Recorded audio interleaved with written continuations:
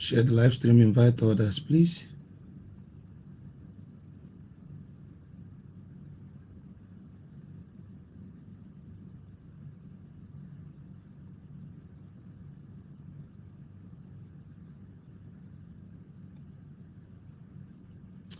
Share the live stream, invite others.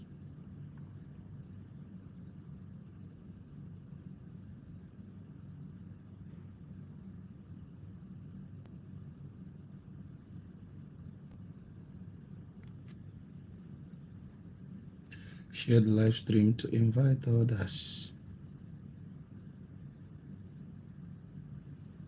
Please. Share the live stream, invite others.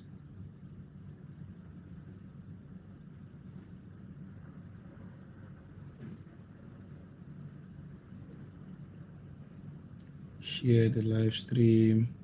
I'm trying to connect to other social media network.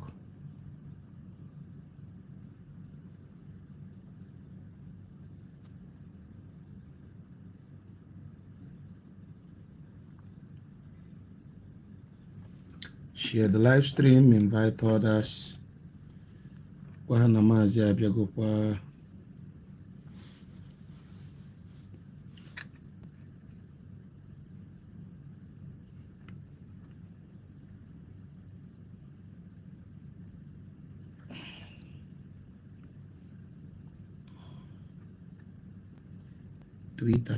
Twitter. I think I can't stream from Instagram today. Facebook is live, TikTok is live, YouTube is live, but Instagram no one connect. So I think I have to go to Twitter. Twitter. Let me check if Twitter will connect.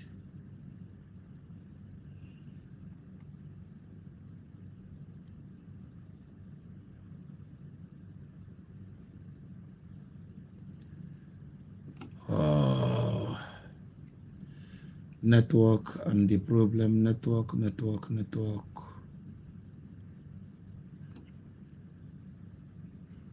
Network and its problem. What is wrong with network?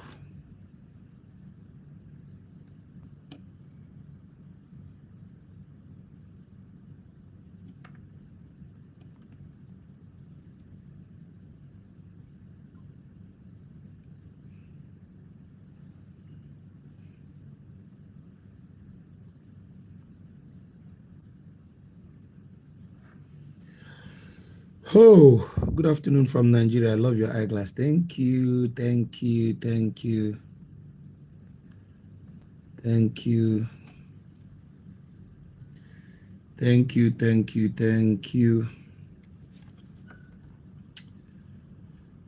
Oh, question and answers. That is what we are going to do today.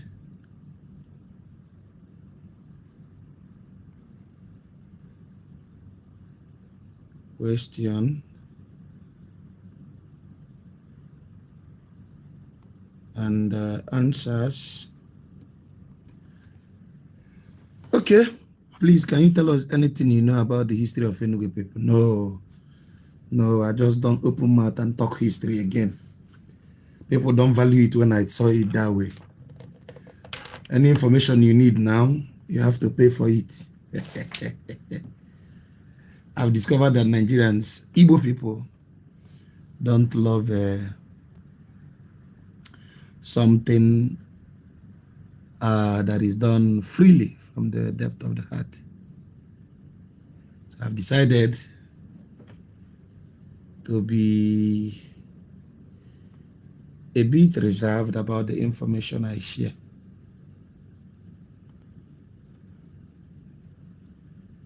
Okay?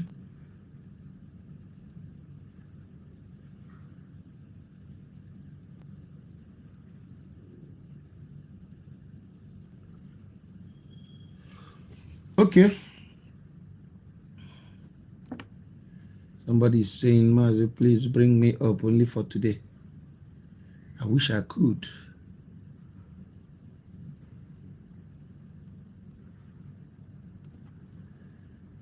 I wish I could. I wish I could. I wish I could. I'm trying to go live on Twitter also. So it can be.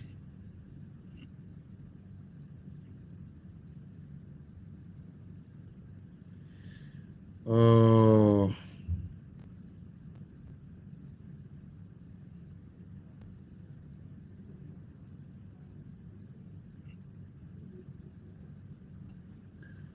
When I'm setting it up, you enjoy it. Watching you doesn't come free. I make nothing from social media, so you're not helping me. That's the truth. If you watch my program, you added nothing to me. Nothing. You're adding to yourself. That's the actual truth. I don't get paid for you watching, so that is just the absolute truth.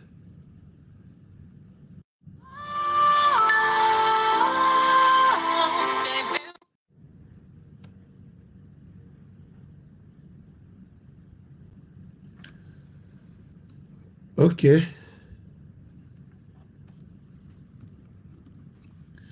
Okay, ndewonu ma ọ bụrụ ndị na-asụ mana agwago m unu si na ndewo si esi wee bịa Nigeria. Agwago m unu ya na osi esi bịa n'Igbo.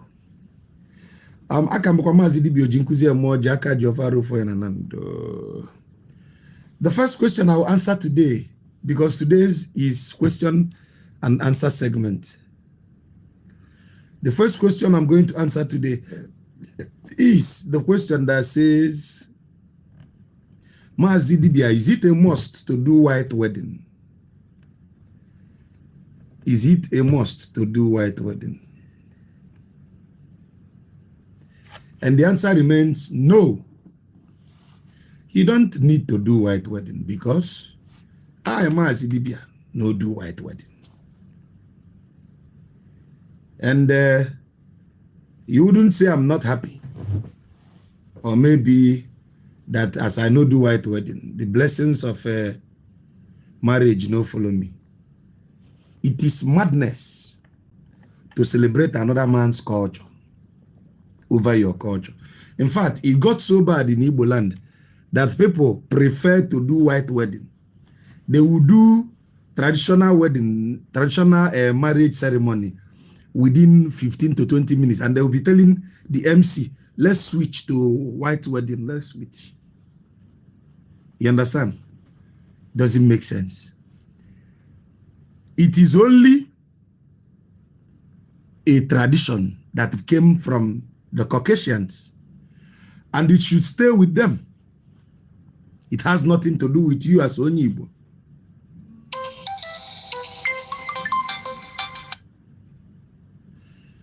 I am in a live stream.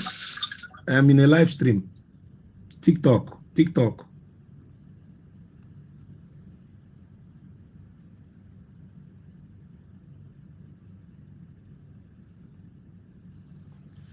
A tradition that came from the Caucasians. And it should... Please, people should stop interrupting my live stream with these calls. It's not okay. It's not okay.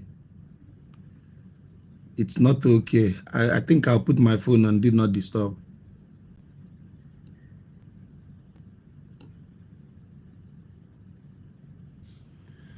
I'll put my phone on do not disturb. Okay. Now, somebody called me Maazi dibia, the teaching magnet. Let me correct that again. The magnet in my name is not M-A-G-N-E-T. I don't know why people are falling in love with the word magnet as in magnetic field. My name is actually Maazi dibia, the teaching magnet. M-A-G-N-A-T-E. M-A-G-N-A-T-E. Magnet. Aka mbụkwa Maazi dibia oji nkuzi emoji. Aka ji ọfara ofu ya na nando. That has been my intro. Mbo. Magnet. M-A-G-N-A-T-E. I've seen people saying magnet, it's magnet. But by virtue of the English word, homophones and homonyms, I think I have to write it down. Magnet, M-A-G-N-A-T-E. Not the other way around. Magnet, not magnet. It might sound alike, but they are all homophones, as I'm homophones, homonyms. Just like I told somebody the other day that there is no word like school principal. It is wrong. And funny enough, I was telling this to somebody who graduated second class upper in English language. That is the annoying thing. This young man had to bet money that he studied English. How can you be telling me that there is nothing like a principal?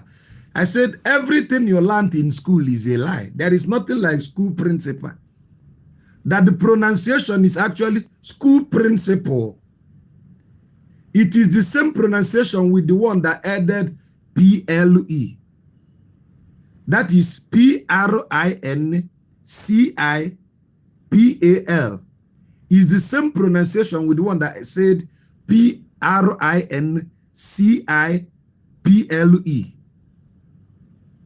Both of them are called homophones. So there is nothing like school principal. It is school principal. Look up the lexis in your dictionary. You will notice that in this semantics that ended P-A-L, the word P-A-L and P-L-E has the same stress pattern. Homophones, accusing homophones ever. I told you people, for us to understand what the white man did to our brain, you need to study and understand how their English. Oh, manipulate here. So homonyms and homophones. I don't teach this thing now. I told you to look up the etymology to understand what is etymology. If you understand the etymology, understand homonyms, homophones, understand stress pattern, understand concord, you will now see how lexicographers coin words. It's as simple as that. So the lexicographers are doing their best to confuse Africans the more. And that is why I told you that if you want to start learning higher, you should change your dictionary. And I told you there is a new dictionary you have to buy. Leave Oxford Advanced Learners Dictionary. If you get them before, no wahala. But for you to really know the actual meaning of words, you need to buy what I call the Black Law Dictionary. Look it up in Amazon. The Black Law Dictionary. The Black Law Dictionary. Look it up. That is when you understand that there is what we call the natural law and the maritime law. You understand? That is when you understand that you are a corporation. I think I've made all these teachings. When you begin to understand words, and each word you see in the dictionary, look up the etymology. Don't bother what they told you it means. And that was what engendered the first debate we did here. When I told you the word, that the word church means slave master's house. Everybody, including people that had PhD, said I was crazy.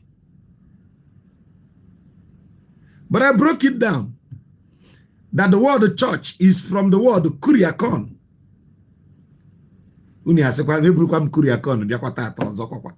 Kuriakon.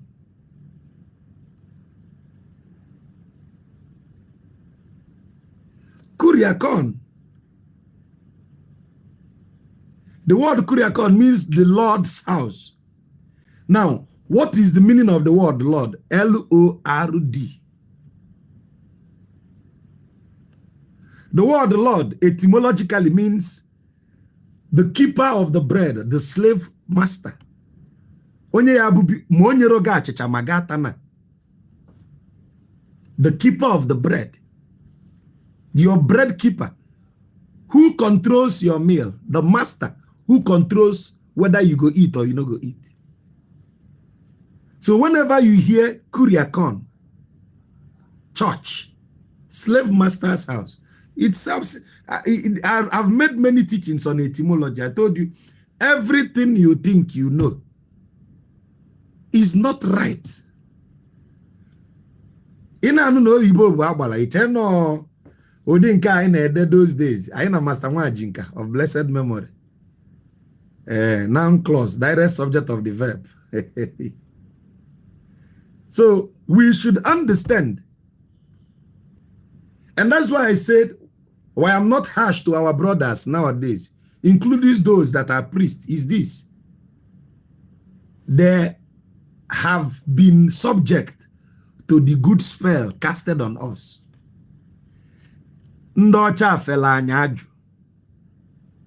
By virtue of that we are offsprings of a conquered sperm, we fell for that. I made it clear that the word school is from the etymology of the word school, means a nursery. I explained all this to you. What is nursery? You know what is nursery in agriculture? Before you go to your main farm, you have to tender a young nursery. Ije kwonni n'imu na ebe oke anwụ amanchia iya mkpụrụ ka ọ dị ebe a pite o pitezie iwe wepụzie n'ime ugbo ebe a da akụ ya bụ ya na akpụ ya bụ nursery. Emeka Okike from Angola, I greet you. So which means what you are being done here na emege na school is that ana not choge in the nursery to conform. Do you get the point now? To conform. And that is why they are teaching you. They are programming you. They'll ask you, which program are we doing in school this time? That program is curriculum. That program is channeled in curriculum. The etymology of the word curriculum means a running path.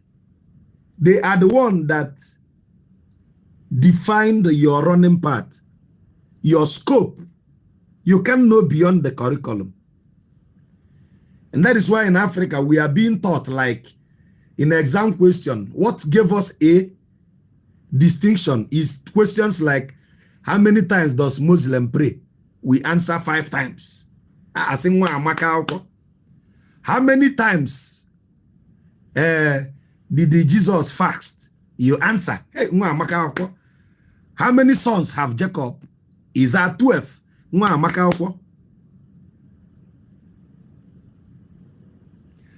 But all these things are not relevant in the labor market. The Chinese don't have time for this. The China ain't got time. How many times did the Muslim pray? How many times did Jesus go to the mountain? They don't have such time.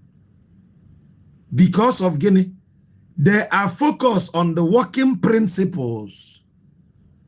How does a plane fly? Repulsion of a gun, projectile motion, Bernoulli's principle. But you are focusing on how to draw and label a cockroach. Sometimes if I bring out my WAEC result, I made B2 in biology, it annoys me because part of the thing that gave me the so-called B2 is the economic importance of mosquito.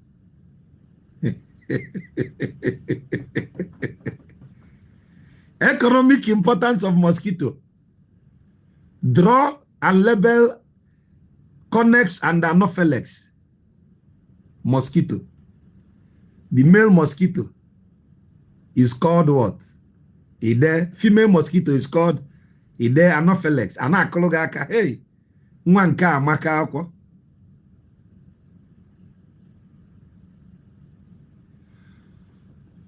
But there is an element called kaolin in Anambra.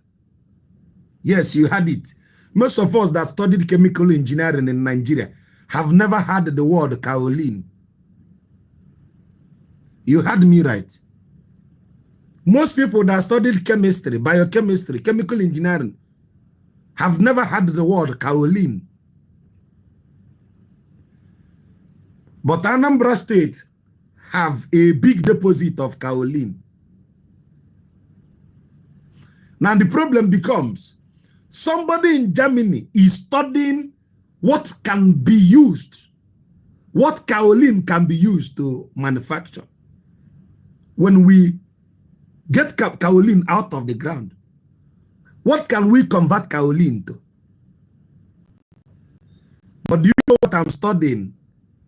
The person studying about kaolin in Germany have no kaolin in Germany. I don't know if you are getting the point. But to move the beer, I mind the other. We don't even know what is under our earth.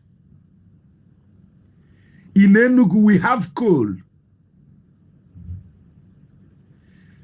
Coal, unyi, natural unyi di n'ime. You remember the popular song by Chief Ostos Adebe of blessed memory, when he sang about a friend of his, Onigbo, that was killed during the coal miners' protest in Enugu. Onigbo, Onigbo. Many people thought that that song is a song of celebration. If I be egu alele, Osadebe na ebe akwa etu Onigbo enyi nwoke si nwu na coal mine Enugu mgbe ndị ọcha gburu ndị bai. Now the problem is this: we have coal in abundance in Enugu. But do you know the funniest thing? You are wasting time studying what Nicodemus was doing, or how Zacchaeus climbed up mountain. You are not studying what can coal do for you in present day. Are you getting my point? We have bitumen in Nigeria. Nobody is interested. We have several things. Now, a student in Enugu should have known that present-day Chinese are using coal after catalytic combustion, blah, blah, blah. There is a several unit operation, and coal becomes gas. China is doing it today. They mine coal and convert it to gas.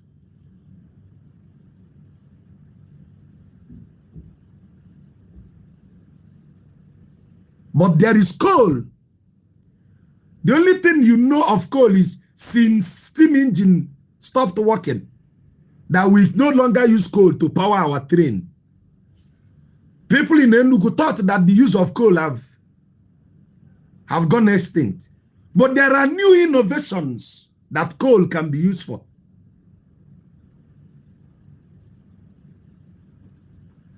We have several elements underneath our earth. Go to Ebonyi, we have limestone. We have a granite. There are several ways we can convert these things. Mana, what are you being taught in school?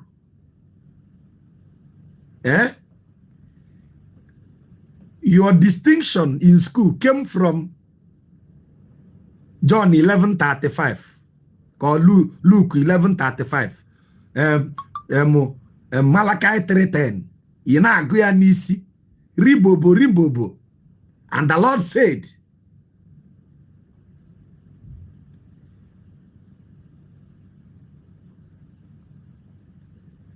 you are still nekene Maria, China ejuputego na gracia. Yes. So, which means we should destroy the education system and set up a knowledge system.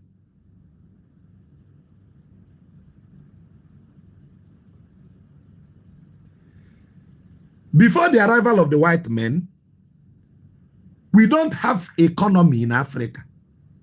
I think I've made this teaching before. We don't have economy. We don't use economic system.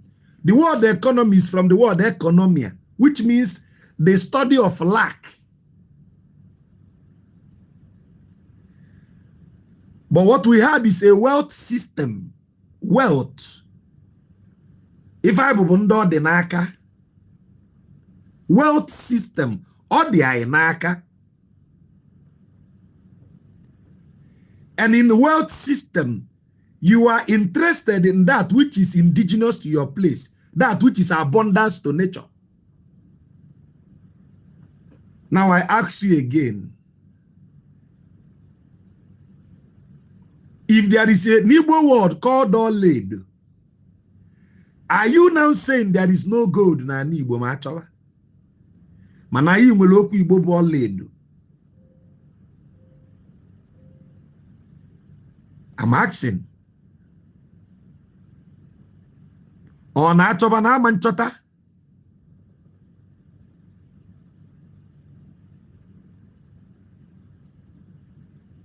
Now, you are studying that which is irrelevant. Kedu ihe na-agụ nwa m? Ana m agụ banking and finance. Kedu ihe na-agụ purchasing and supply? Kedu ife ị na-purchase? Kedu ife ị na-supply? But there is palm oil na Igbo.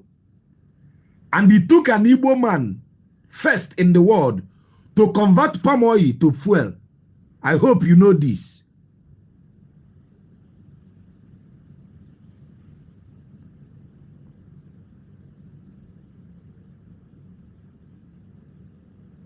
Palm oil, mmanụ nni.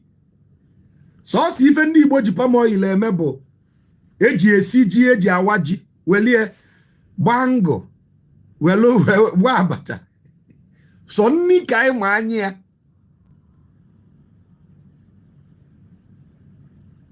Man, as I'm telling you, the key basis eji eme ncha today bụ palm oil, butter, margarine in alacha is palm oil. Catalytic combustion of palm oil gives you margarine and butter.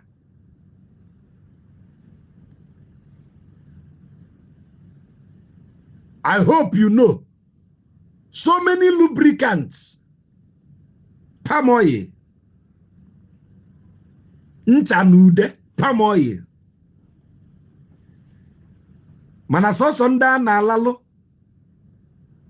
Nda na iya ijimala anyị na Igbo bụ ịpịta mmanụ eweli eme waji, because we have not understood why it is abundance to nature. Now this is the funniest thing. The raffia, akanya, atanya, ata, eji alono is one of the most sought after things on earth now. Or the bany. Neno sisim kujulubai. Neni gunku ko kalebai. Oni moro na ya convert gunku to aqua. Imaliva na akpu dukamgbe. Iva omobala na akpu ya bu dukamgbe. Ama mi vun na akpu na bun. Ayele ya nkwu. That thing na metaka flower no nkwu. That thing is oil company on its own. Eweli equally with this thing, eweli lower incense. I'm going to so incense kind of export to buy no ife kobo. Udukambe can create wealth na ala Igbo.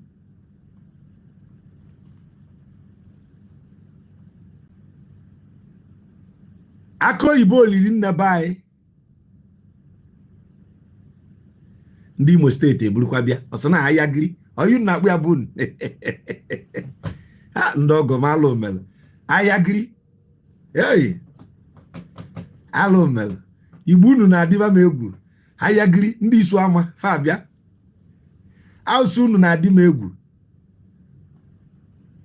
ayagiri. The right word to say is that na asụsụ unu na-adị m egwu, not na Igbo unu na-adị m egwu. Maka na isu ama ka unu bụ. Isu ama na olu ebe unu si. So kedu ife nji na-ekwu ife enwe? Ihe ị na-agụ mmadụ ka na-eme computer science na Nigeria na-akụzilie COBOL na Fortran.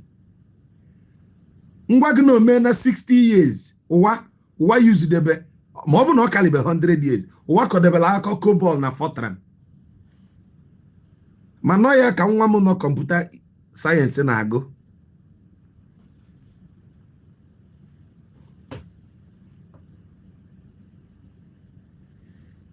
Kedu onye na-akụzili anyị akwụkwọ ọnwa ọ chọkwala ka anyị baa ulu?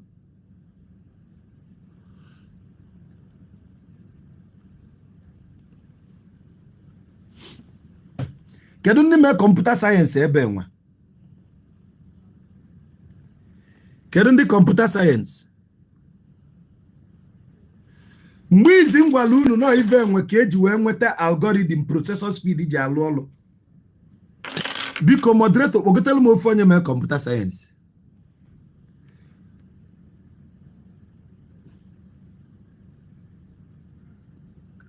Pretty oge ya bụkwa n'oge classmate m dị ive.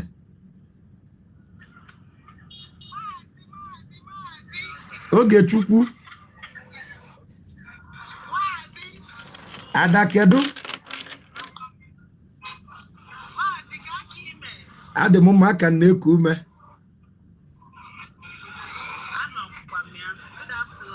Oge kedu ife ịgụ na school?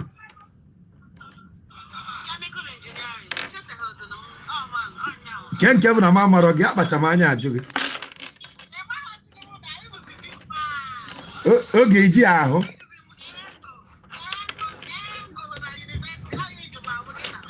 Oge Chukwu iji ahụ ama gị. Iji ahụ ama gị.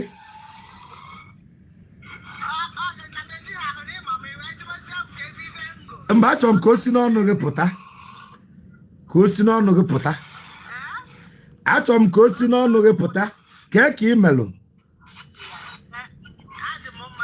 Deje. Bugotelụ m ofu onye melụ computer science enu. O nwere ajụ nwere maka ndị computer. Ana m eme nwanne m. Eme ikpọ m na phone ka m kene eghe.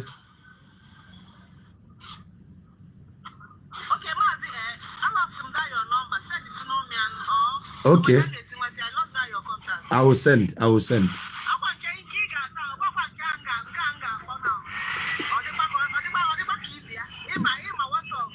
I'm on WhatsApp. I'm send. Okay. Biko.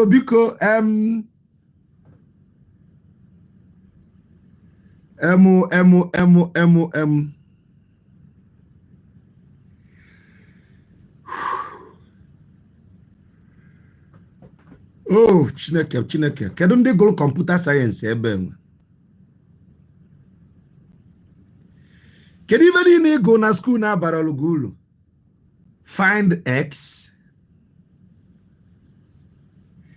Ịchọtago S. I did computer science.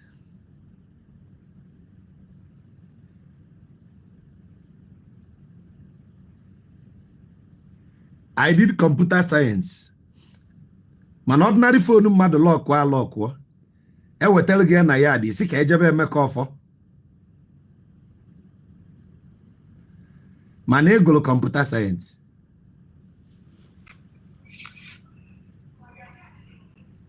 Ka ezi uru ịgwa. Nke kacha ewe m iwo bụ apụta ụtụtụ mgbe anyị na-alụ engineering math ebido ụtụtụ megide DYDS chijie now ulu DYDS bụ na ebe DYDS bara ulu n'ụwa bụ na ife a na-akpọ simulation. Kedu ndị mere engineering ebe a? Simulation ebe a ka ọ ya abalị gị ulu. Simulation na iche convert ezi ugiri nwa ọ ya ka njisi unu na I need the research center to convert indigenous knowledge to new modern knowledge. Ichi convert ugiri nwa ka ọ bụrụzie a computer algorithm. Iweluzie a strings of code ị ga-eji DYDS wee nweta determinant ya that na ugulifo agali atụlụkpa ya na afụzie as 0.1 maka na the only thing computer na water bụ 0 and 1. That is ulu DYDS ba in real life. Ọ bụ na ị mara ọka nkọwalụ gị na 50,000 liters na-ejuta nke a under which pressure is okay na Pascal's law of pressure say na the pressure is the given point of a pipe is the same at every point in the pipe.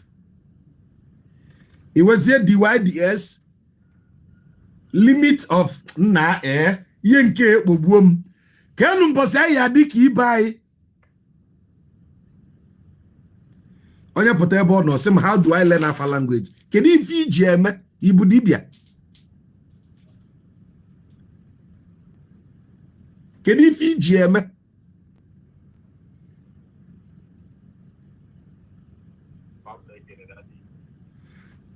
Tiger ka eke ime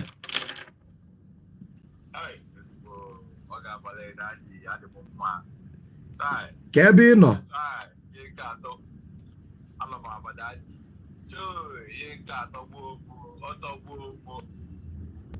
ababụrụ ndị na-akwa akwa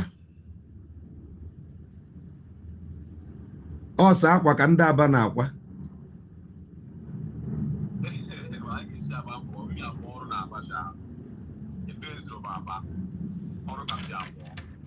Ị mụchago?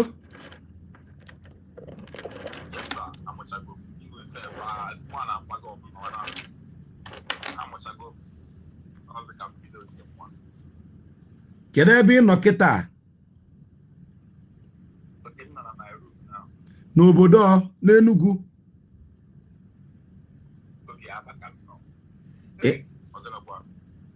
Okay, war material. Ngwongwo nji eje ọgụ. Okay, ka anyị na-agakwa n'iru.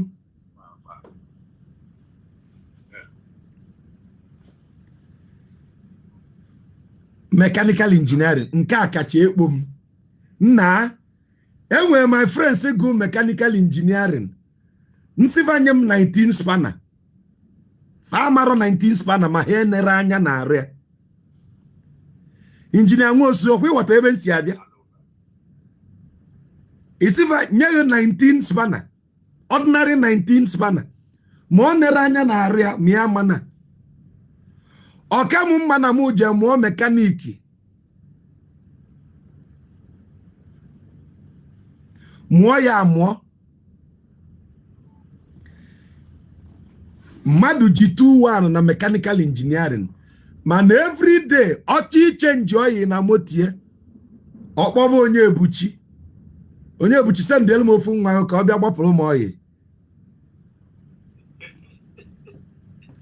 kedu isi akwụkwọ anyị gụrụ n'obodo onwe anyị nọ change oil a mechanical engineer akpọ mechanic na phone na-agwa ya ihe mere motie mechanic na-ajụ ya gịnị na-eme moto ọsị ọ na na-eme krankranko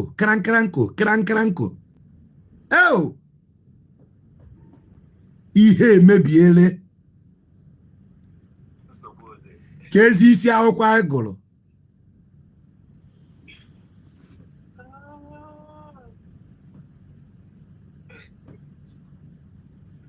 kedu isi akwụkwọ anyị gụrụ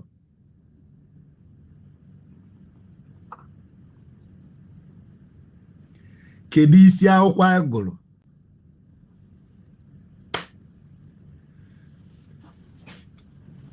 Enwere ebe nsipụta kịta na China ife ụmụaka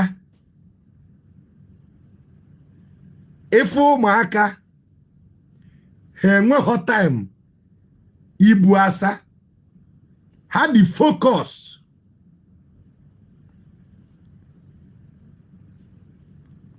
AI ya China is Chineke, China aga nafa, China aga miene,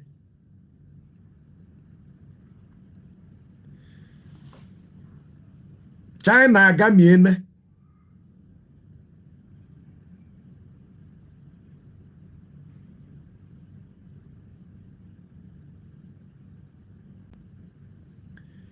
Kedu mbosi ani Igbo?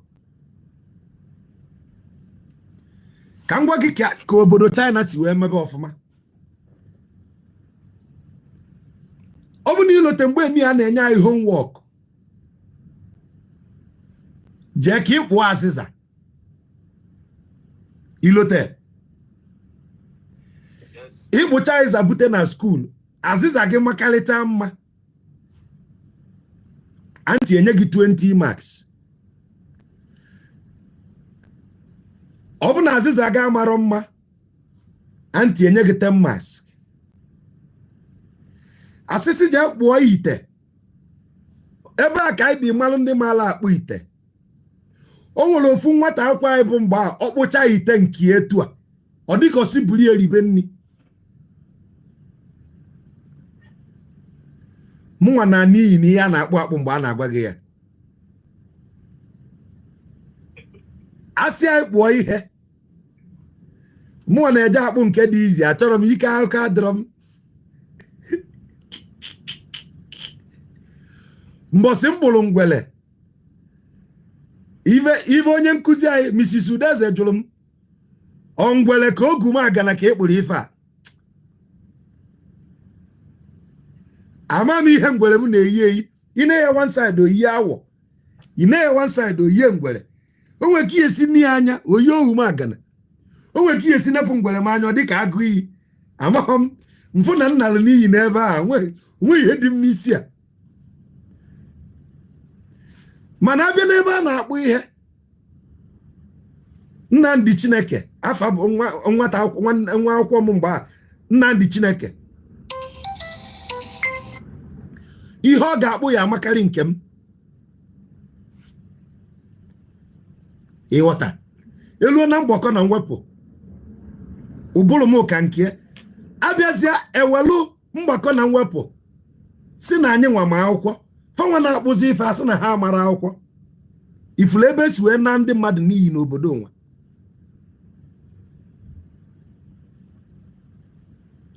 We were categorized and graded under one system. It is unfair.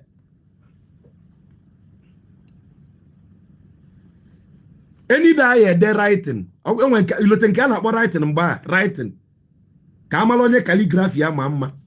Ife m nwa arụsị dibịa na-enwe bụ 20/100, sometimes 10. Aka writing m ajọka.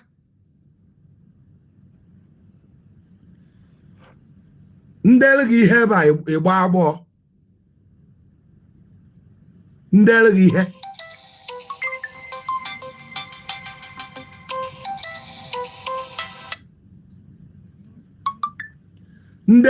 ịgbọpụ agbọ. Mana ofu nwa akwụkwọ m a na-akpọ Nnaemeka Osai, ọ deelu gị ihe ebe a. Nnaemeka Osai deelu gị ihe ebe a. Chikobi deelu gị ihe ebe a. Ebuka Ogbuọgụ ọ deelu gị ihe ebe a. Ị na-ajụ m ihe enwa. Ebuka Ogbuọgụ aka ya dị ka taịpụrụ ya taịpụ. Nnaemeka Osai bụ typist ka ọ bụ. Nnaemeka Osai deche ihe ebe a, ọ dị ka taịpụrụ ya taịpụ. Ibute writing ma ebupụ asọ.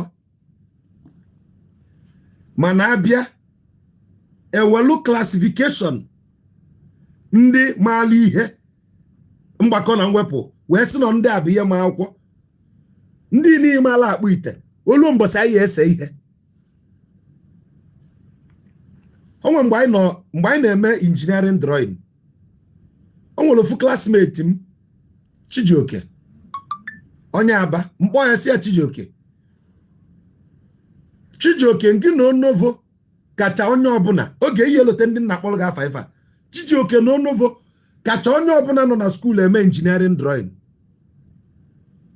nsi ya Chijioke sikwanụ na chemical engineering pụọ ka ijebe architecture ọbụkwa nta ka m bubela amma anwa na-ebu mara ama Chijioke si na chemical engineering pụọ ka ijebe na architecture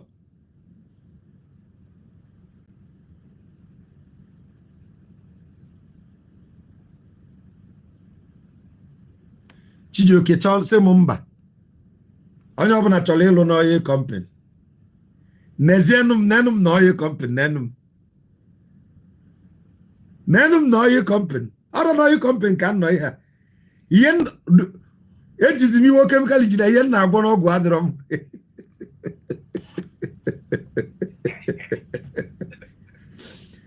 ihe na-agwọ n'ọgwụ adịrọ mma m nwere iwe agwọ ọrụ ọgwụ nwere iwe ụgwọ ọrụ ọgwụ ya mana ọgwụ m adịghị enwe after effect maka na amalụ m quantity mmebu ụzọ titrate dị ọgwụ mbụ ihe oke ite ebe a ntitrate malụ oyi egbu mmadụ ka ọma mgbu mmadụ nenụ m so chemical engineer nke m nazi n'ọgwụ so ọgwụ ka mma anya nenụ m ọ dị ka m ebido lebe oke ite buy two get one free mee Gọvanọ Soludo key distributor m ọnwụghị chi m ejekọwa n'Ọka alụmelụ wee jụọ unu si unu kedu ife ị gụrụ na skuulu balụ gị uru va have we actually utilized the knowledge because eji theory n'ụtụtụ gwagide gị o nene anyị elote mgbe a na-akụzili anyị SPDF orbita apụta sị gị na S orbita na-enwe 2 electron a na-akọ ihe na-enwere isi na ntị ka m na-anụ SPDF orbita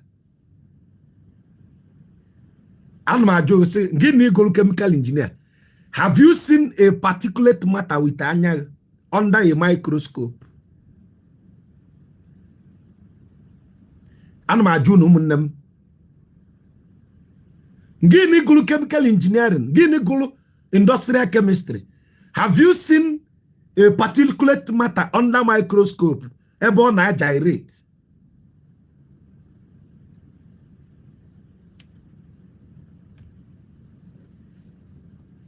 Any day you eje pilot plant ihicha lab coat wetu a na-eko iche you don't make am kedu ya na-eje eme na pilot plant I will acetone I separate oil from granite I never care to engineer akpọghị engineer na-eko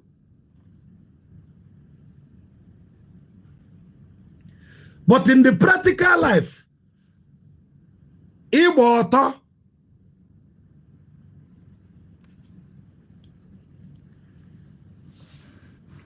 ọ ndị jele ezigbo school na afụnụ blue na red litmus paper that seed na turn blue litmus paper red base tọnụọ kọlụ na aka si m ebe a pụọ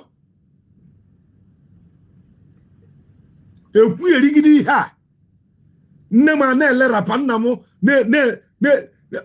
ọ ya agba night Lagos to Meduguri ka e wee kwụọla idiot ụgwọ akwụkwọ ama no nonsense ka a na-akụziri m the only known alkaline gas is zachapụ ammonia. We are very good in memorize na ammonia bụ the only known alkaline gas. Ifunuga ammonia n'anya.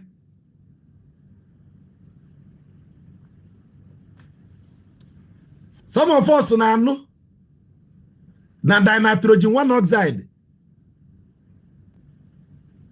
laughing gas, since ya ifunugie Nanti kun na no laughing gas. Ewetenu gi na school ka ichi ochi. Because science be tụpụta nkịta akpị igosie ya. Nsi unu na ndị a na-alụ hotel na ala Igbo. Unu lụọ research center, you will make more money from there. Man unu nwere short-sightedness. Your vision be so myopic, unu afro no production ka China jikalisi ụwa.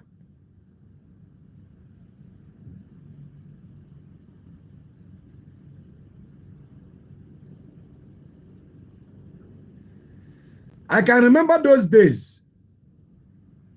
I think page 153 na advanced biology. If I'm not wrong, page 153 or page 147. Eba baby is in full COVID-19. Mgbe no secondary school. Yes. On can they follow if I can they go advanced biology? And Elena secondary school. Edel COVID-19 n'ime.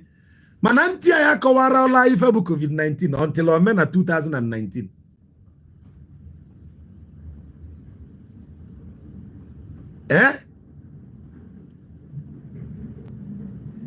Ewelo oyibo asugide from morning till night. Ebe alụ dị wee mee bụ olura na kedu ma afa nke a? Hey, ke ya kpọzi nke a na chemistry. Nlotie ngwa. Mụ na mmadụ so wee je cave mbọsị nwa. Yes, onye agụ na school bụ chemical engineering. Ka mma mkpọ afịa, maka mkpọ ya afọ ọ ya amụgbu amụ ebe ọbụla ọ nọ. O ya eji ọchịchị onwe. Anyị jelu cave. Nwee sie ilotele ife ni a na-agwa ya na school, stalagmite and stalactite. Kedu ndị mee chemistry ebe a? I nọ na school one day, one guy a na-akpọ Izuogu Obinna Sam bịa na school anyị. That guy delu readers and leaders. Onwere loto onye na-akpa afịa ife a, Izuogu Obinna Sam, readers and leaders. That guy is one of my greatest motivation n'ụwa. The guy malụ m aka nwee were iwetia mme ihe n'ụwa anyị pụta. Ana m eche ebe ọbụla mma afịa n'ụwa. Can say thank you for motivating me. Kedu ndị jiri akwụkwọ na Anambra? Ọ bụ na ijele akwụkwọ na Anambra those days, you must have encountered one guy a na-akpọ Izuogu Obinna Sam. Nwanne ọbịa na school unu owele oyibo soka unu. Owele oyibo osulie unu. Ọ challenge unu cha niile gụ unu nwe unu na-agụ n'akwụkwọ. Nna nọ na school one day. The guy bịa lesia ya akwụkwọ readers and leaders 100 naira. Na this guy erie ayo. Mana olili ahụ ori bụ mụwa ka ọ bara ulu. And that guy said something. He asked a question. I say, kedu ife bụ stalagmite and stalactite?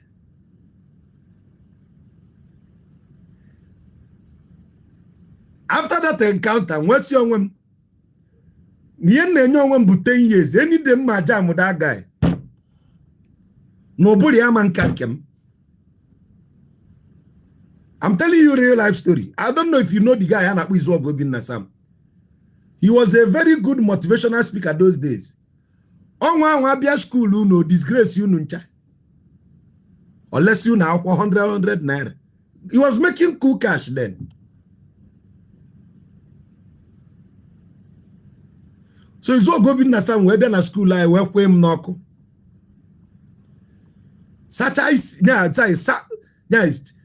He challenged my brain. Sim no nwere ihe dị m n'isi nsi a emu abụ Maazi. Ye kwurebe bụ 10 years. Na ebe ọ bụ na m nweta this guy. Na ọ ya ma na nwoke dị be m. Since that day adị m alalụzi ụla.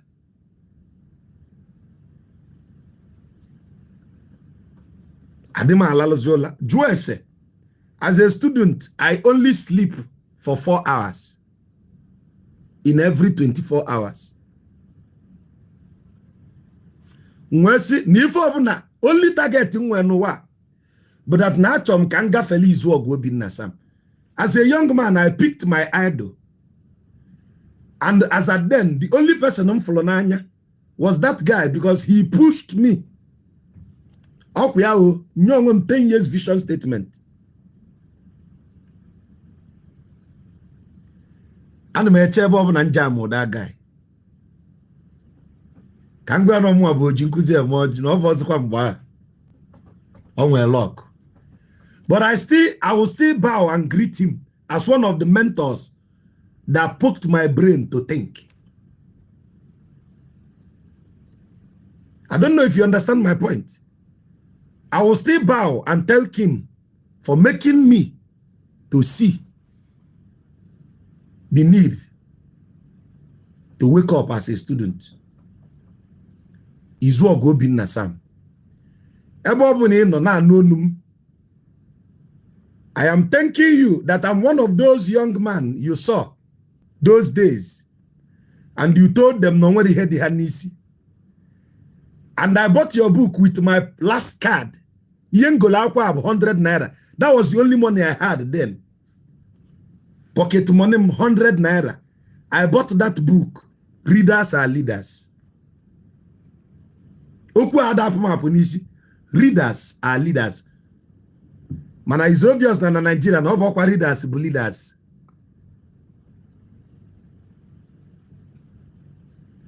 So but that statement shaped my reality. Readers are leaders. Izu go bi Nasam. Ki we malaka mbuafia nisi. Omechogwola yegu mba. Call of land is bright, I must get there. My future is bright. Ne bensi onwem memegre kwa no wa dika obi ki izu go bi Nasam. Ona barozbo. Master Nwajinka. Ozige. You see his eloquence with semantics. Nebe. And I told myself, all I need is 10 years. Any day follow this guy. He became a role model. Somebody I look up to. Kanga Felia Noah. I don't know where he is now. Mano Chineke man any day muni ajamo. Nwoke ni bi oya mana na nwata etogo. Yes.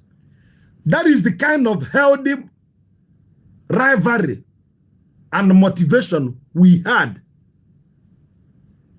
growing up. The kind of motivation no maka nwe kita abu okite. And anama fo onwe nke na afo na social media. Ana akpo ya young prophet. Ojide mmadu aka n'isi. Osi I want to be like Prophet Jeremiah Omoto Fufu. Iribobo Sundeka Librake Iyabara. I want to be like Prophet Ebukobi. Yakata. That is the unhealthy motivation we are having now. But in our own, we are having a healthy motivation. I want to be like Daddy Adeboye. Rakatapa. Unhealthy motivations that will not engender creativity.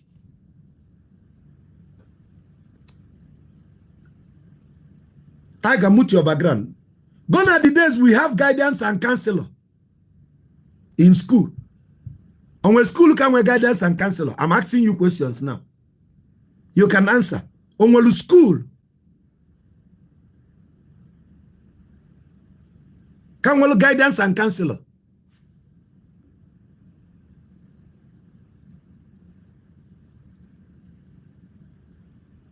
Or can when school with guidance and counselor.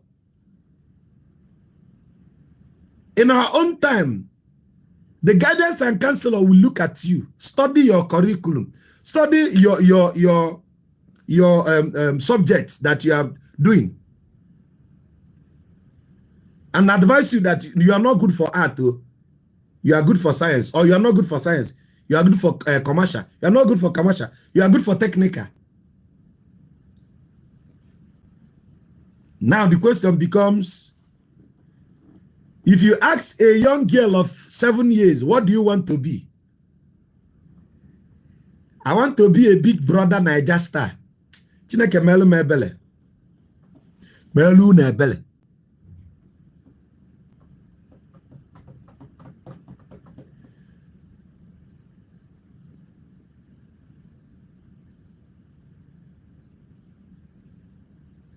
Chukwu mela ya ebele.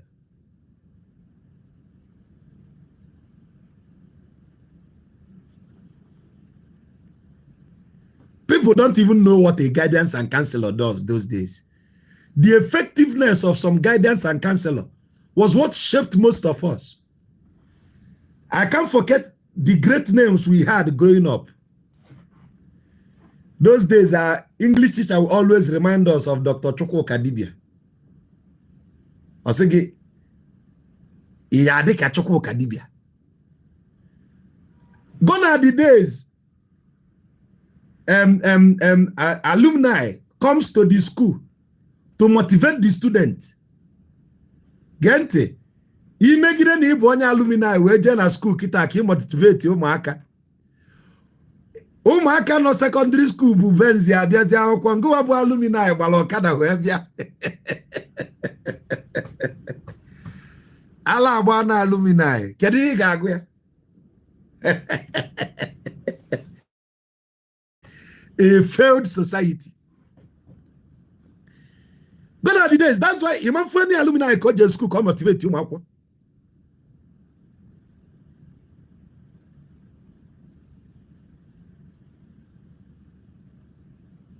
Yes. One of my students know what?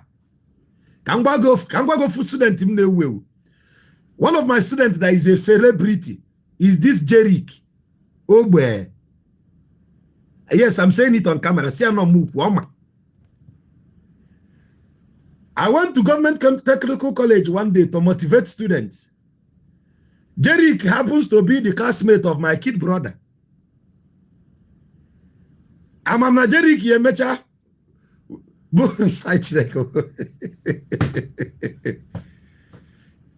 And that the Okada Kamba will just motivate you. That time I go to schools and challenge students. I teach them 5 secrets to make A in WAEC. Yes, I do that then.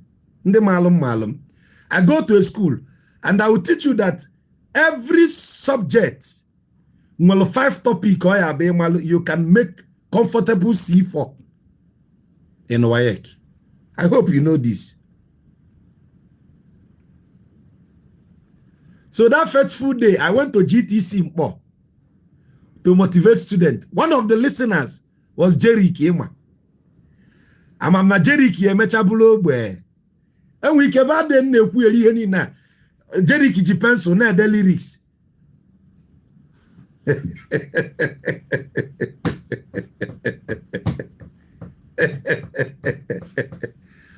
Oh, adi keche. Oh, adi keche. That is to say, the society has molded us in such a way we can't become an inspiration to the younger generation. Because the latchkeys and delinquency that the society flaunt, meze nwata amazi okenye. Maka ndị Igbo tulinu sigi na nwata kpata ego okenye jegbu onwe n'ozi.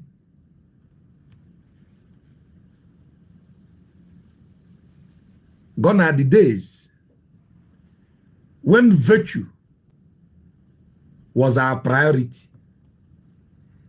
Iya no zeketa abo ocha agbute. Ochara ogbute.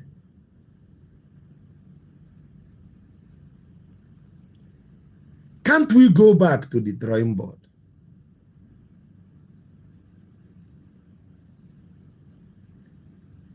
Can't we go back to the drawing board? Can't we?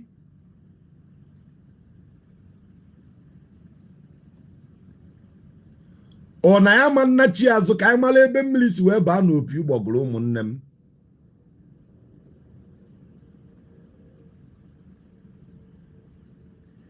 Let me tell you the funniest truth. The painful reality that I've found out is that some of my physics teacher, that taught us Bernoulli's principle have never flown a plane in their life. Do you know?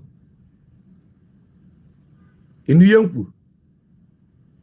Who remember those days? Hooks, projectile motion, Bernoulli's principle, the working principle plane Jeff. Some of the teachers say Kuziligida Bernoulli's principle to fail si efenyi. Efenu bero plane luo tata. I hope you understand what I'm saying. Why I'm saying this in Goa Bonya alumni coordinator. There are some things you can do, you better life. Who names na alumni eba di amaka ka amalonye ka we jide ego is unhealthy. Some of these teachers, some of the life they taught us, they've never experienced it. Why don't you become their source of joy? Atukote ego na alumni. Allo library, digital library, welo computer kwadwe. Nke a dịkwa mma. Kpọrọkwanụ ndị nkuzi unu jee cruise ka fa banuo plane. Mụ kwuru. December. Chineke nyere m aka nnata. Ọtụtụ ndị nkuzi m mma achọje, ndị nchọjelu. Chineke ma ha afọ a ha si eme kịta. Ndị nke nka ya achọje. Odogo m anya ihe mmemme.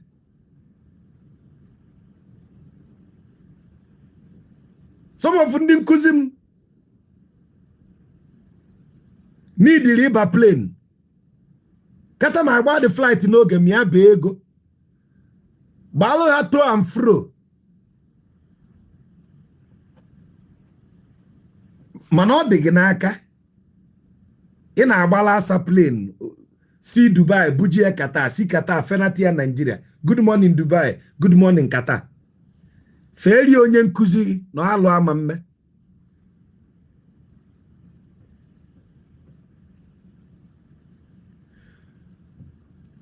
Ọtụtụ n'ime anyị akwụọla na-asa ụgwọ plane 10 times. Nne na nna ya ababekwa plane. Ma n'eziokwu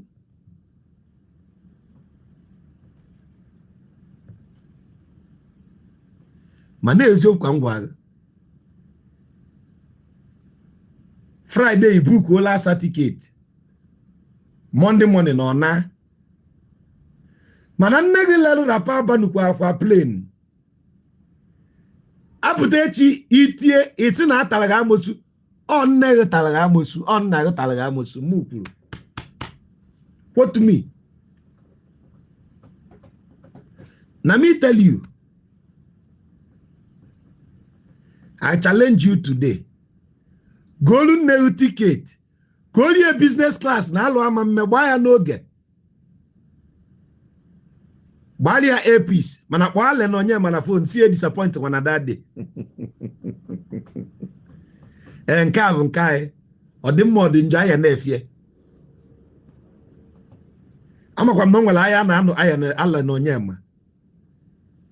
Amakwa m na nwere mgbe a na-agbụ ya.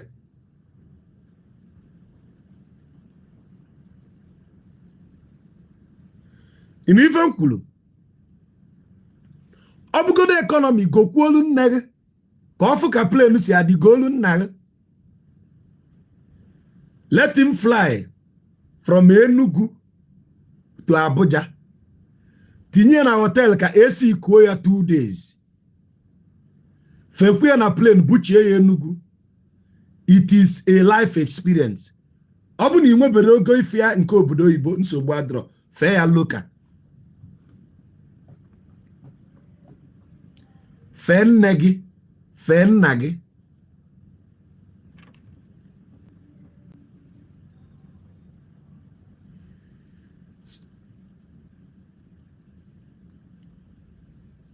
Commenting one of my commenters on YouTube said that the teacher teaching me entrepreneurship no get single business. Our economist teacher enwekwa ihe ọ na-ele. Nke a baikwa. Try this and thank me later. nne gị na nna gị kwụọ ha kịta ha dị ndụ. Ịnụ ife nkwu ife niile na-emela asa megodili ya nne gị na nna gị.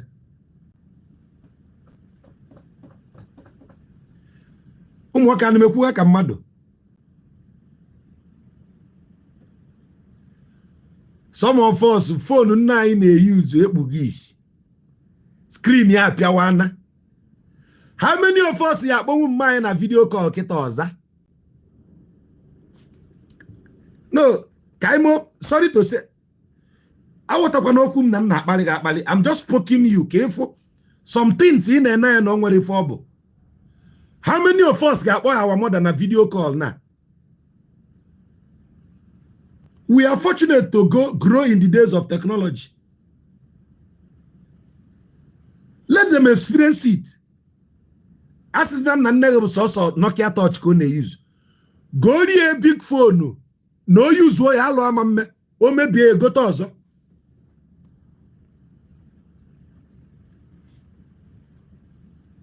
Nwunye gị na-anụ anụ ka phone ọ na-use. Nne gị use o phone galala ọnụ alụ ya eme. Nya bụrụzia na o nwere ife nne gị ji iPhone eme. I understand, I respect that. Mana go lie first grade Android. Igbo ya na phone ka the call gbaite.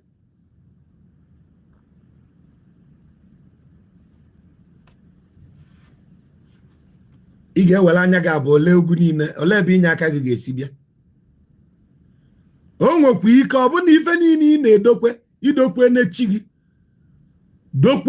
dokwe onye ụwa gị, dokwe ndị ichie, yet olebeghọ ịgwọ n'ọgwụ bụrụ oke ite, suo ibobo na awele, wụọ ncha saa ụchụ, gwuo mmiri na-eru eru, lalụ na be dibịa dị iche iche, jee adoration olebeghọ.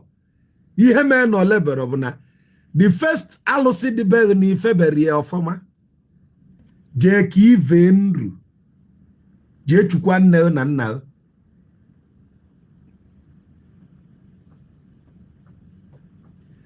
After all, mgbe anyị na-eje ụka, Bible anyị si anyị sọpụrụ nna gị na nne gị ka ụbọchị gị wee mee gịnị wee dị anya.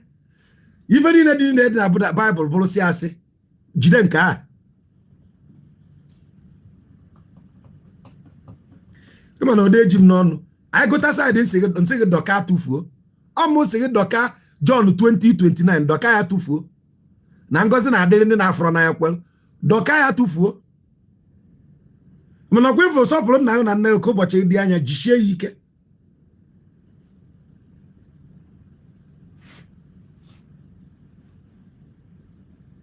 Who you follow moto, who you matter follow. Matter.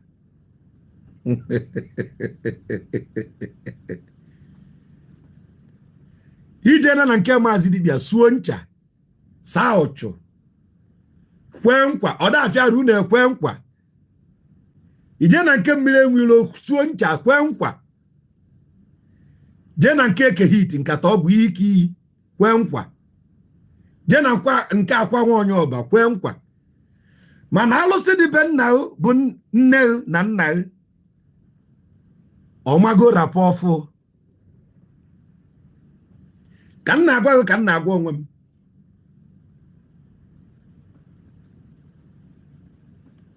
Ọma na rapọ ọfụ.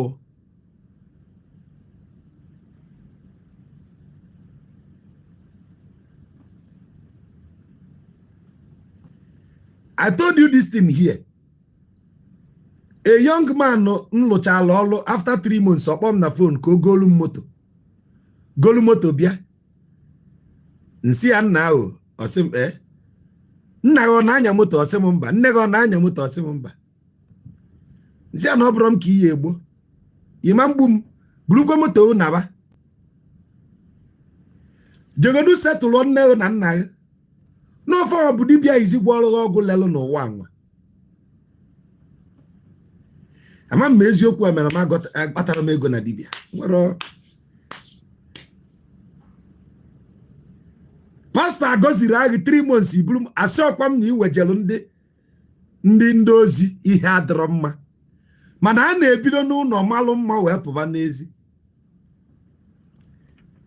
Nya bụrụ m ihe alụ igonye gị moto ma m ego iro nne na nna m. Ọ ka mma n'ezi. You had me right. Yes, you had me. Na me talk am. Nya bụrụ m ihe alụ igonye gị moto mana m ebebere ya na be m.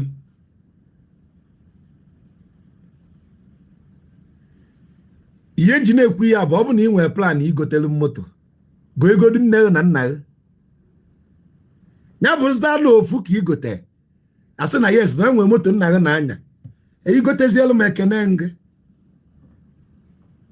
Mana ọ bụ na ịla ka ọ bụ na Chukwu ọ bụrụ m ka ị ya afụ jide moto igbuo m ka nna anya nke aka na-akwụsị m n'ezi akpụrụ ka ọkwụrụ. Mụ kwuru hate me today like me tomorrow. Mma na-agwa gị ebe ọ ya na-afụ gị n'ụfụ.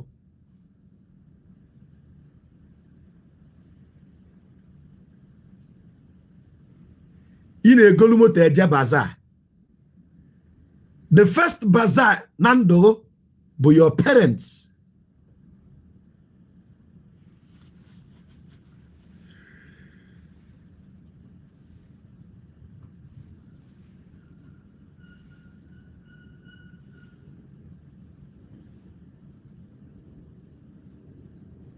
Even na-ekwu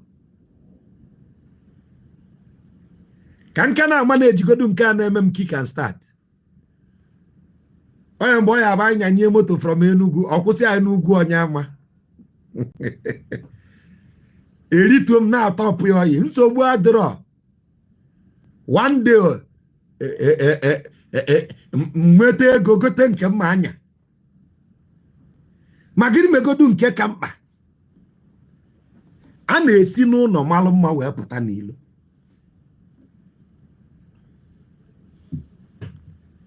Mana eziokwu ka m gwa gị wa material moto m bụ kick and start. Oyi ọ bụ kick and start. O mebiri gị bọọsụ tata ọ gbaa taya n'ezi nsi obeledu na-eje Igbo ukwu ọ pụta na akwa eze ọnyụ ọkụ ọ pụta na ọrịrị ọnyụ ọkụ ntọpụ ya mmiri before na-elu Igbo ukwu o mebe overheating. Mgbe ihe mmiri chela ọjụgodo oyi for 1 hour before na-elu amesi gearbox agbalie. Just from Mkpologwu to Achịna anwe m ike ịga 3 days.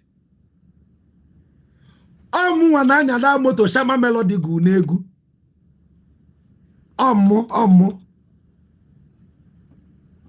ọmụnwa dị ife a Shama Melody moto mixture ọmụnwa moto mbụ taya Homa boot Venza steering keke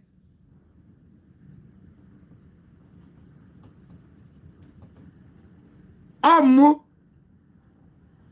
nje ịfụ ndị ọgọ m. Sometimes ana m ete echike 1 month ije fụ ndị ọgọ m maka nyanye moto from Nando echenji ya taya na Ọkụzụ Junction.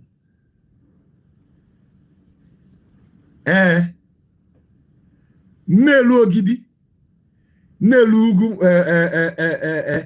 ugwu Nwasi Ike maka mma achọ ka m gboo road ka nsi Obosi enwere ike n'elu Obosi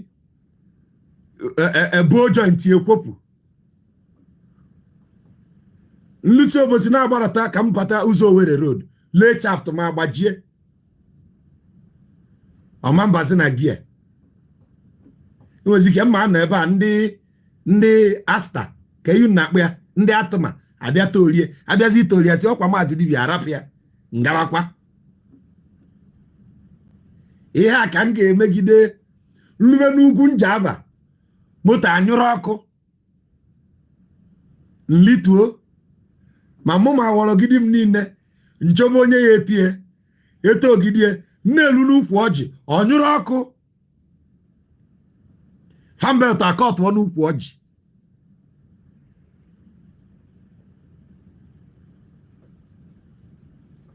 lụrụ anụ ukwu ọjị fan belt aka ọtụọ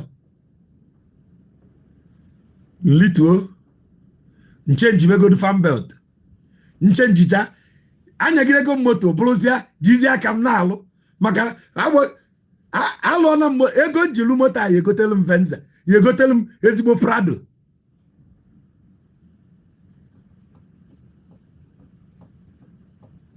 nke moto a ma ewuche m wuo m iwe bụ na anọ mbe ndị ọgọ pụtacha na-etu m ọgọ bụ chi onye na-etu m ọgọ bụ chi onye famaro na ihe njichelu ka nasasị ya bụ na ọgọ bụ chi onye n'idi itinye isi batrị na moto bifo nawa maka na ịrapụ dị moto isi batrị ya ịrapụ isi batrị na dị moto ọnyụ ọkụ a na-eti m ọgọ tuchi onye ịnawago nsị mba na o nwere onye m na-eche ka m wee nawa nchelu ka ndị ọgọ m nasasị ya m wee kpughe bonet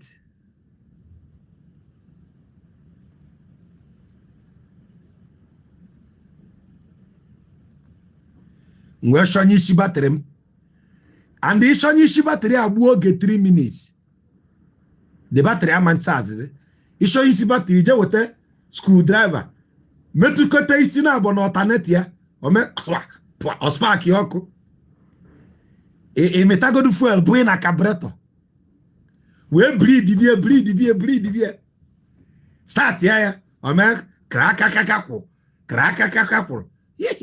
ọ dịka ọ na-amụ amụ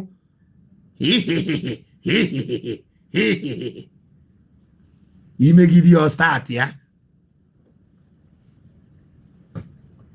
ị na-aja agba ekperechi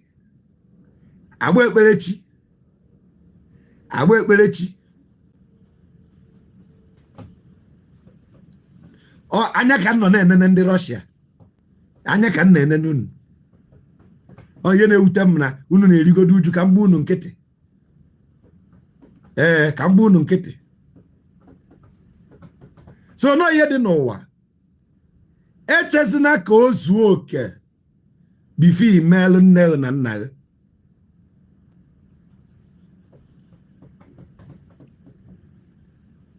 ọ bụla Android phone dị mma gotelu nne gị Infinix dị sharp Tecno dị sharp Itel dịkwu sharp o nwekwa ife a na-akpọ pay small jee mee pay small golu phone nye nne gị kụzibere ya modern technology ka ọ fụ ka o si adị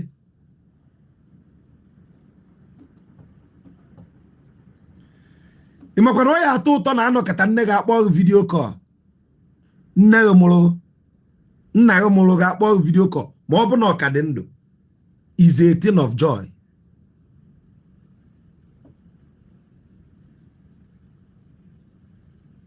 Is a thing of joy.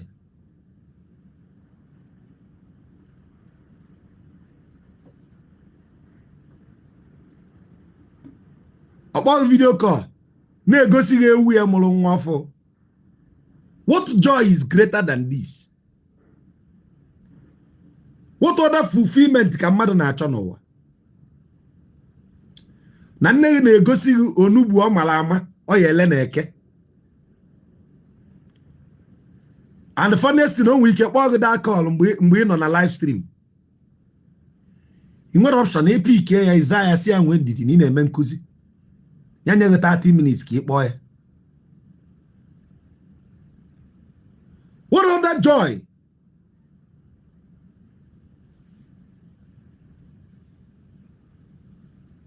What other joy ka ị enweta n'ụwa?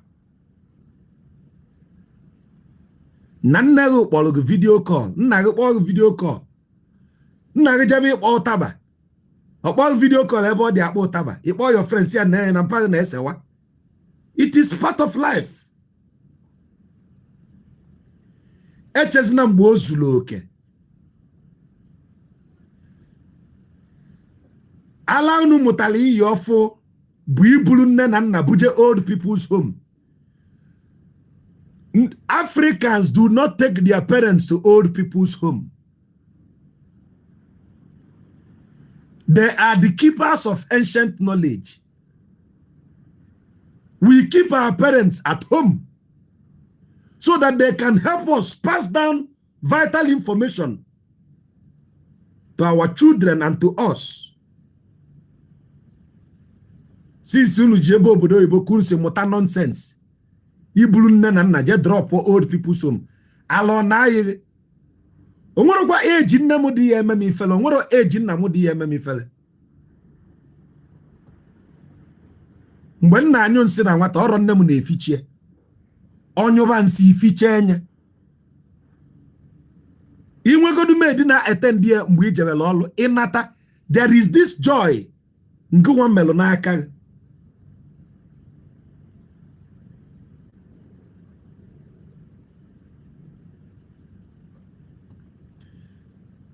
Kedu prayer point kia? Dika na eficha nsi nna m, Chineke ficha m, ficha iru olu m. Kedu ile ọma ka nka?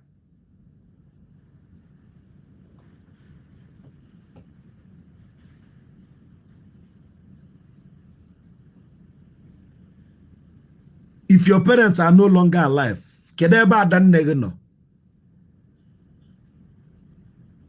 Kedu ebe ọkpara nne gị nọ? These are now your parents. Gojelo ha phone ma ọ bụ na aka adịrọ ha. If there is that uncle that used to buy you provision na school, they are your parents also. Gojelo fa phone na alụ eme ha. Do you know the joy in a conference call with all your uncles? All your aunts. Of God no 5 minutes, there is this joy all day. A conference here hanchanine. Funke no ni mo so debo nele ogli. Funke no ebo nele oka. Funke no just in their different sector of work. Just few minutes on video. Even though the network connectivity are not strong. That 30 seconds call is something.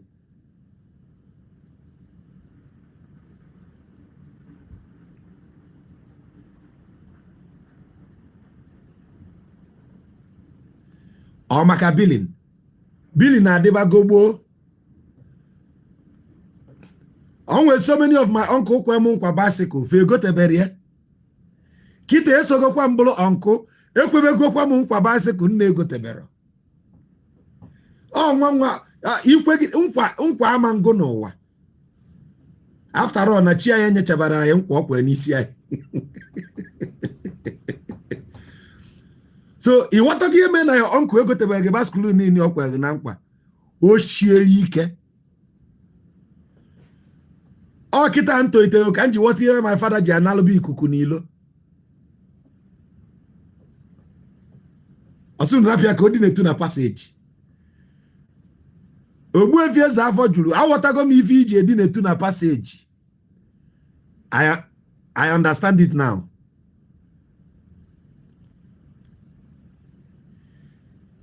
I want to give me your father ji eje azụ draft. Ọ bụrụ efulefu. Ishi battery ya na-apụ ọkụ. He needed to cool off. I want to give your father ji eje anwụrụ nwambọ. Na nke mmụọ ka ọ ka o wee gbadanata ishie na-epu ọkụ.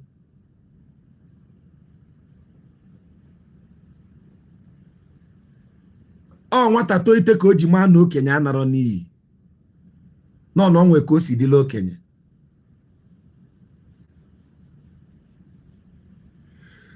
Do something this weekend. I'm challenging you. Do something this weekend. Do something this weekend. Tinye something na aza your mother. Tinye something na aza your father. Oblugodu 5,000. Ka akara nwanyị ka ọ na-atụkwasị die.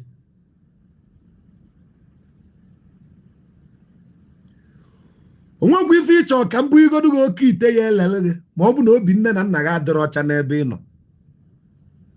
Etu anọ ama mgbe nna m taba amamusu. Ama mgbe nne m taba amamusu. You might not understand the word. Don't run the meaning into it.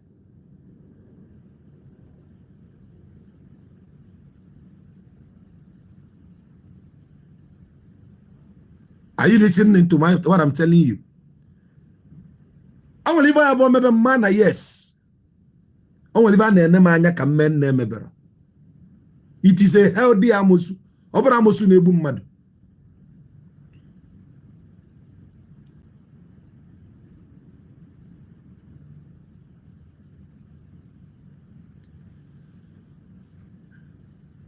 I have your father video call. Ndị nna ada amaza the video call. Ndị nna na-abụ ịkpọ ya video call ebudie n'isi etu a. Ị na-afụzi sọsọ half iru ya. It gives joy. Till you musigide mutalia.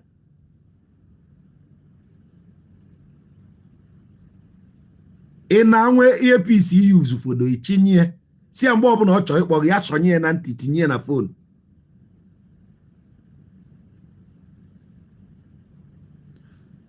Ya badili ya ulu n'ọnwụ.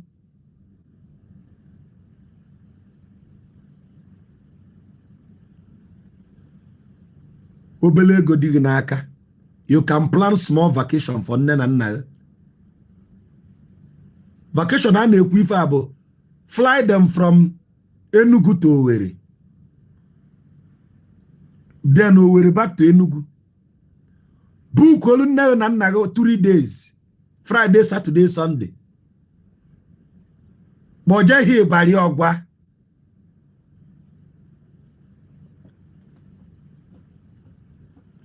Ọ bụ na nne ga anọzi. Duru nna gị jee ka ụmụaka nekede pịcha ya pimple.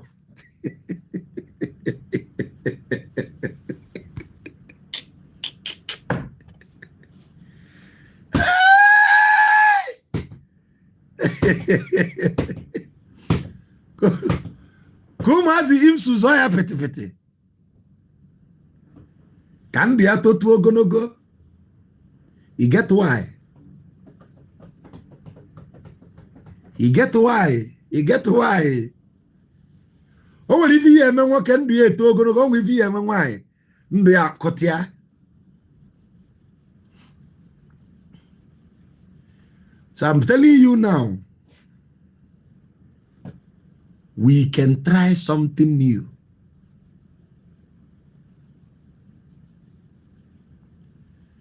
I think I have to beg my mother to give me just 3 days. I'm not the busy. I'm a chite church here, 3 days. Just 3 days. Kankonya. Life is no more than this. And what we also did here. Ebali 1 million n'isi nne ga-alụ ama mme. Ọ bụ na aka ga-erubere nne. Ebali 100,000 n'iri isi nne ga-alụ ama mme. Tụba ajọ.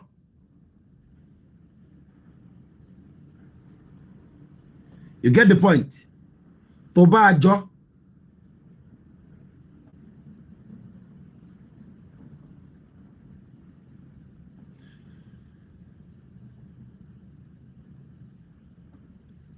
Kedu isi ozi ọma m tata? Na ọ bụ na alụsị bụ nne na nna gị n'ichukwabere o nwere ọgwụ ịgwọ ọba dibịa ya elesi ike. Mụ kwuru.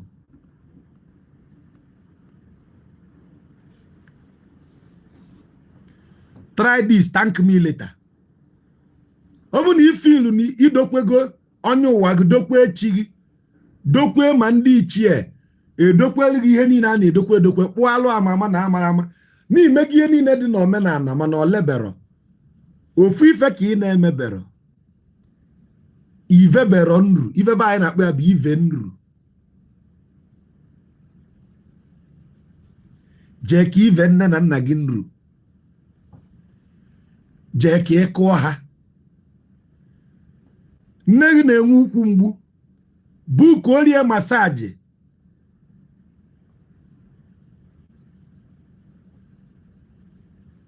Yes. Only this massage seat and 500,000. If your money don't big like that, book olu go take the massage this in Dabali anono. Oje chubo nataka onola na nenu. Onwe kwive ozo di na ndu a. Oyeri na ego gị n'ọnwụ.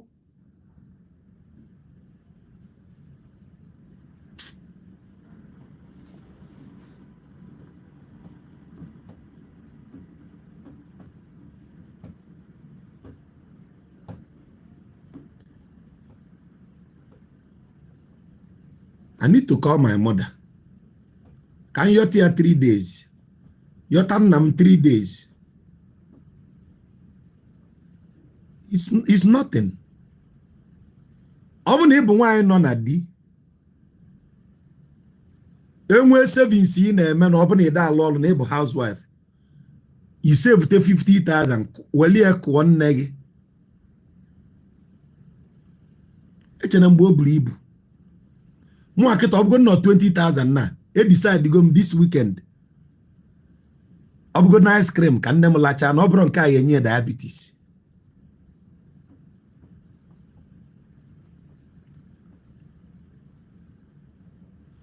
Small things seem not to mean anything.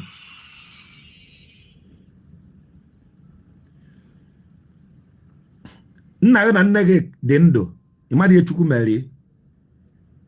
Nna gị anọzie nne gị nọ ịmara ihe Chukwu mere gị. Nne gị anọzie nna gị nọ ịmara ihe Chukwu mere gị. Onwe ndị na-enwe ezi chacha. Mụnwa dịgodo lucky na nne nna m ka dị ndụ. So aka nwee 2 generation nna afọ anya. Nne mụtalụ nna m ka dị ndụ. Nna m na nne m ka dị ndụ.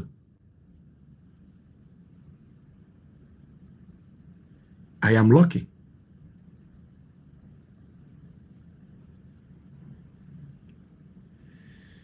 For those who lost their parents at a tender age, my sincere condolence. I am not making this teaching to no.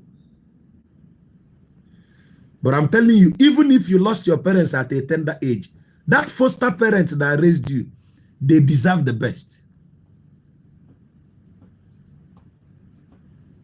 Listen.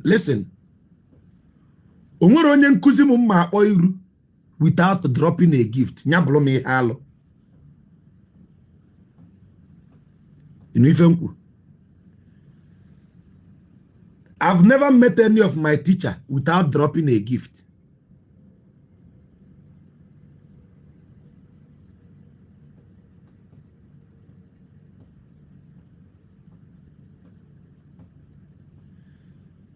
I'm going to 200 for na akpa mgbe ifuru onye nkuzi gị nye ya. That 200 i nyere ya dị aka 200 million. Odogo ga na Nigeria ada akwụ pension balulu. You are the pension plan of your teachers. In an neku, you are the only pension plan of your teachers.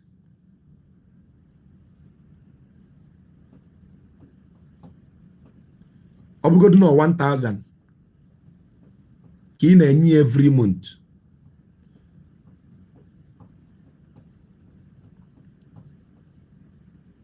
Onwe song the school teacher munji anya acho. Any day ma nalu no okanori. Sunday school teacher. Bible ni na matata bu ya kwanyere m ya n'isim. Father ebo eto amamma eto nka bu n'obi ofu ajugo ma so ofu onozi ede ejika anozi.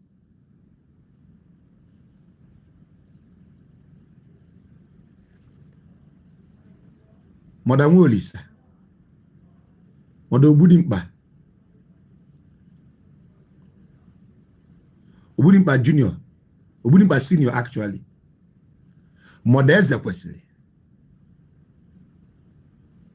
And so many priests, canons, deaconess, Monsaino. Listen to this. In as much as I'm a Dibia, some of the priests that taught me, I still pay homage. They are my teacher, regardless of conflicting ideas in the 21st century. But I always tell you something, that in a moment and a tata does not mean that your priest who taught you is now an enemy. Some reverend sisters that were good to me, I still remember them.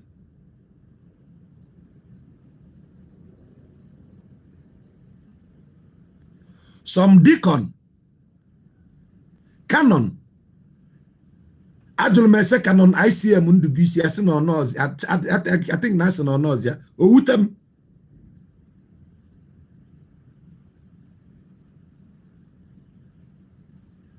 even if nongi bu ajana nabunu, it does not mean that the pastor kuziligi former abozi one. No. We are fighting against the system they represent, not them. Are you getting the message? Kiali Jaka create unnecessary enemy out of ignorance.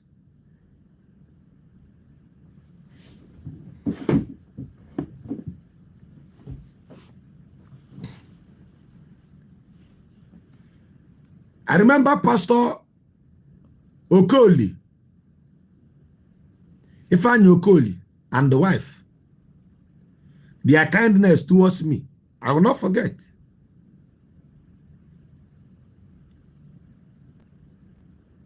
So many people that made you hear botata. Imana made people hear. It does not mean that about 1 billion. No, they may not have money. But maybe it is their word of encouragement that cured your madness or held your sanity.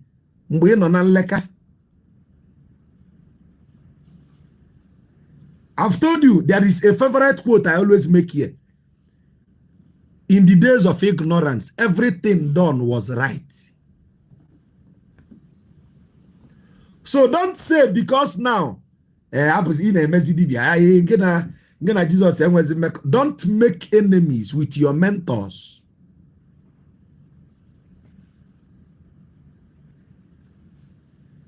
In fact, through you, you might ignite a spark of consciousness. But okay, keep Befa at arm's length. They can't never. Tu comprends?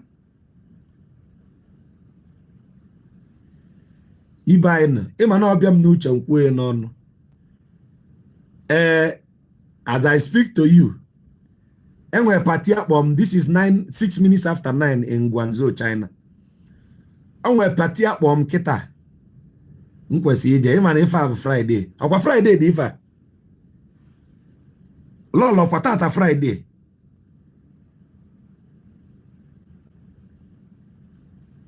So you watch if na nwoke akwadogo ka o si amapu.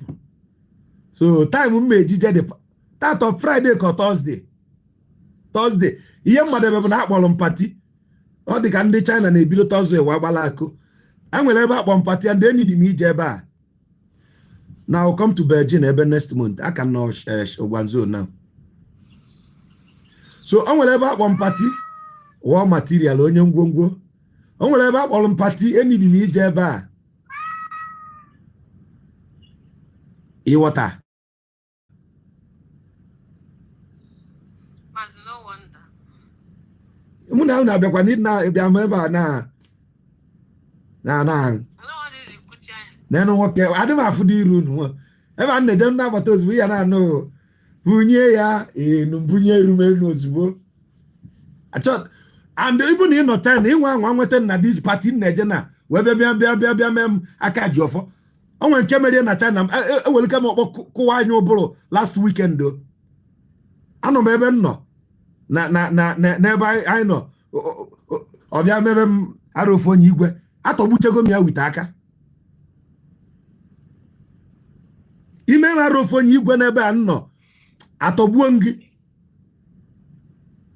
ịfụ m ka ọlụ just ifte ime m ihe oni gị mmekwa gị ya oni gị ime m ihe omeghi ime m etu a mmeghi etu a ime m ihe arụ ime m aka ji ọfọ na klọb a mgbuo ohe nwụrụ. Yes, mukuru. So if me gata me gafel, don't even do ni mam. Na if you imagine mad ibe na club bend the other kan tibi aka nazo. Atogbu ngi wara aka subu ogi nwuru. If me ba make maram.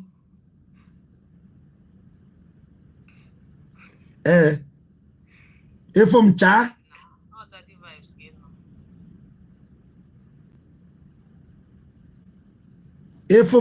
cha if make from yes ibiazi ebe mebem igwe obuto were ọkpọ butuo ọnụ.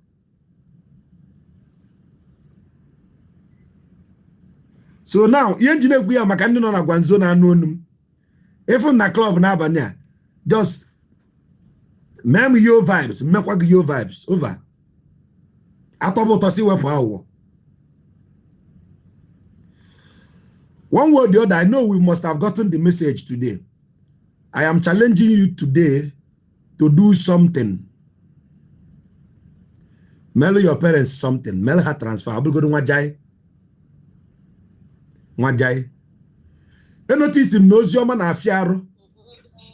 Ma abiana mege nsonso ebube. Ozioma na affairs are easy like that. So I'm trying to bring it in such a way that this Gen Z ya no ihe na agwa. That's why njidi ka unu wee bịa tata. Biko na ụmụnne m. Ka Chineke kuziela ya kalịa ka anyị si tụọ anya ka anyị mụtakwa eziokwu ka ndụ anyị wee gbanwee. Before you go to the party, I have one question. Mba, jide ajoge nnachite. After the party, I will still teach. Yes, I will still teach today. So graciously, I thank everybody that have listened today. And I know one way or the other, in as much as it might look as if to say we are joking, we must have planted a seed that will germinate good tidings. May it yield increase in our lifetime. Kachineke mezioku. And may we not lose ourselves in search of ourselves. Na fana, na wa, na monso. Na wa na gracia agosigon. Coordinate.